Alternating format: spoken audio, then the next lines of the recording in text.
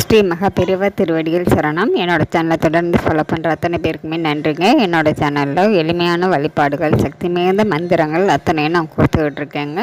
இதை நீங்கள் மனசார அந்த வழிபாடுகளையோ மந்திரங்களையோ என்ன நடக்கணும்னு நினைக்கிறீங்களோ அதை நினச்சி அந்தந்த மந்திரங்களையும் நீங்கள் உச்சரிக்கும்போது உங்களுக்கு உடனடியாக அது கைகூடி வருங்க.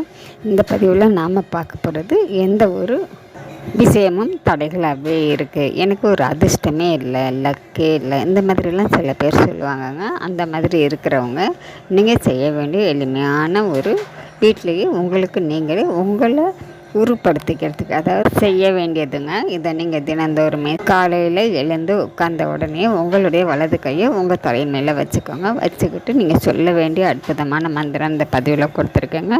இந்த மந்திரத்தை நீங்கள் 6 தடவை சொல்லுங்கள். சொல்லிவிட்டு அதுக்கப்புறம் உங்கள் வேலையை பார்க்கலாங்க. அப்படி நான் குளிக்காமல் கொள்ளாமலாம் மந்திரம் சொல்ல மாட்டேன் அப்படிங்கிறவங்க நீங்கள் குளித்து முடிச்சதுக்கப்புறம் உங்கள் பூஜை அறையில் இதே முறையில் உங்களுடைய வலது கையை தலை மேலே வச்சுக்கிட்டு இந்த மந்திரத்தை சொல்லுங்கள்.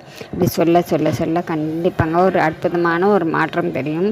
உங்களுக்கு ஒரு மதிப்பு கிடைக்கும். அதாவது உங்களுக்கு தெய்வ கடாட்சம் அப்படிங்கிறது அனுக்கிரகம் கிடைக்குங்க. எதை தொட்டாலும் உங்களுக்கு ஒரு லக்கு கிடைக்கும், ஒரு ஏற்றம் கிடைக்கும். நீங்கள் நினச்சி பார்க்க முடியாத அளவுக்கு ஒரு முன்னேற்றம் உங்கள் வாழ்க்கையில் நடந்தே தீரும். ஏன்னா இந்த முருக மந்திரம் அவ்வளவு சக்தி வாய்ந்தது.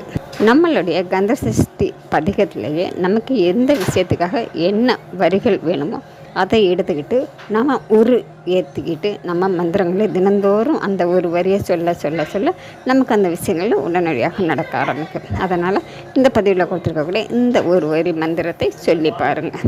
நாம் அடுத்த பதிவில் பார்க்கலாம். நன்றி.